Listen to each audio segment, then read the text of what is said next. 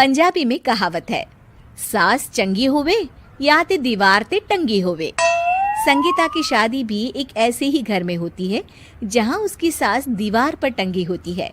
ससुर और पति शादी के पहले दिन उसे सास के फोटो के सामने ले जाते हैं, जहां ससुर जी कहते हैं, बेटा बेटा संगीता, ये तुम्हारी सास थी, बहुत नेक और भली, लेकिन थोड़ी गुस्सैल थी।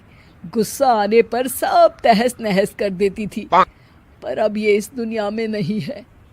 हाँ संगीता, माँ होती तो तुम इनकी कोई बात टाल नहीं सकती थी, वरना तो माँ घर में भूचाल ले आती। संगीता मन में खुश होती है कि अच्छा है कि ऐसी औरत अब इस घर में नहीं है, लेकिन दिखावे के लिए वो जैसे ही सास की फोटो के सामने हाथ जोड़कर खड़ी होती है, ये क्या? सास उसे देखकर मुस्कुराने लगी। संगीता आंखों को मलकर एक बार फिर से देखती है, लेकिन फिर सास के चेहरे का भाव, भंगिमा यानी एक्सप्रेशन बिल्कुल बदले होते हैं। वो अपने पति और ससुर को कहती है, माँ की तस्वीर तो स्माइल कर रही है। ना ना बेटी, ये कैसे संभव है? जरूर तुम्हें कोई गलती हुई होगी, ऐसा कैसे हो सकता है? लगता है तुम शादी की सारी फॉर्मेलिटी करते करते थक गई हो, तुम्हें आराम की जरूरत है संगीता। खैर, सारे संगीता की बात को इग्नोर कर कमरे में चले जाते हैं।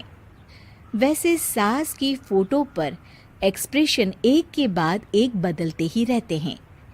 सुबह होती है, पति और ससुर को काम पर भेजकर संगीता कमरे की सफाई करने में लग जाती है कि तभी उसे आवाज आती है, टेबल ठीक से साफ करो। ऐसे भी कोई टेबल साफ करता है? इससे अच्छा तो ये गंदा ही था। किसी औरत की आवाज सुन संगीता दंग रह जाती है और सोचने लगती है कि आवाज कहाँ से आई। आवाज को नजरअंदाज कर वो फिर से अपना काम करना शुरू करती है, लेकिन इस बार तो आवाज बिल्कुल उसके कान के पास से आती है। मेरा घर है ये, जब तक मैं थी चमका कर रखती थी, हर एक चीज शीशे की तरह थी। तुम्हें तो ना सफाई आती है ना कुछ पता है। क्यों तुम्हें मेरे घर की जिम्मेदारी दे दी गई है? पता नहीं तुम में मेरे बेटे को क्या दिखाई दिया। मैं होती तो एक से बढ़कर एक लड़कियों की लाइन लगा देती। अब संगीता को समझने में देर नहीं लगी कि ये आवाज किसी और की नहीं बल्कि उसकी सास की है, जो दीवार पर टंगी है। वो उसके पास जाती है और कहती है, नमस्ते सासू माँ, मुझे तो कल ही लग रहा था कि दीवार में कुछ काला है। वो दीवार नहीं, दाल होती है पगली।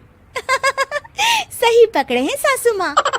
तो क्या हो गया आपको जो आप यहाँ भी चैन से नहीं बैठी हैं? सुना मैंने आपका व्यवहार काफी गुस्से वाला था। चुप रह तू, ज्यादा बकर बकर ना कर। घर का काम करना तो आता नहीं, आई है मुझसे बहस करने। हाँ देखिए सासू माँ, मैं आपसे साफ साफ कह देती हूँ, मुझसे पंगा लेने की कोशिश मत करिएगा। तभी पीछे से संगीता का पति आता है। अरे संगीता, किससे बात कर रही हो? कौन है वहाँ? संगीता की सास की फोटो फिर से पहले जैसी हो जाती है। आपकी माँ से कह रही थी कि मुझे काम करना आता। अरे संगीता, माना सास के ताने हर बहू को अच्छे लगते हैं, लेकिन यहाँ तो माँ है ही नहीं, तुम तो फोटो से ही। तुम भी लाजवाब हो संगीता। किसी को विश्वास नहीं होता कि संगीता अपनी मरी हुई सास की फोटो से बात करती है।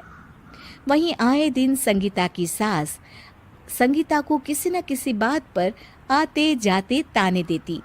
संगीता को भी अब सास के तानों और उनसे बात करने की आदत हो गई। वो कभी खानदान की कहानी तो कभी तीज त्योहार कैसे मनाए या किसी व्यंजन की रेसिपी सास से ही पूछती। सारा दिन घर में अकेली संगीता की सास अब उसके लिए तानों के साथ पक्की साथी की तरह भी रहने लगी थी, जो किसी और को नहीं बल्कि संगीता को ही सुनाई देती। तो देखा आपने, सास बहू का रिश्ता हर रिश्ते से ऊपर होता है, फिर चाहे वो